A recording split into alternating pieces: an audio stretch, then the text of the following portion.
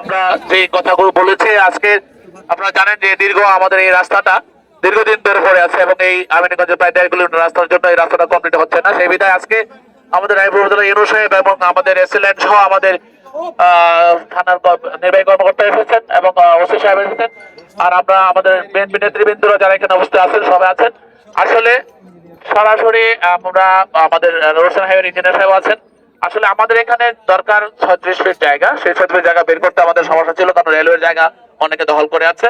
সেগুলো আমরা আজকে উচ্ছেদের নির্দেশ দিয়ে গেছি। আর দ্বিতীয়ত এই জায়গাটা যেটা ভাঙা দরকার ছিল, এটা ভাঙার মধ্য দিয়ে আমরা ভাঙার কাজ শুরু করছি। পাশাপাশি এই বিল্ডিং এর এই সানসেটটা অবৈধ, এটা ভেঙে দিলে আমাদের ঝামেলা নাই এবং এটা নির্দেশ দেওয়া হয়ে গেছে। উনি আগামী 2 দিনের ভিতরে যদি না ভাঙে, উনি যদি বলে যে নিজে উনি ভাঙবে, যে 2 দিনের ভিতরে না ভাঙে আমরা ভেঙে ফেলবো আজকে, এটা ঠিক আছে?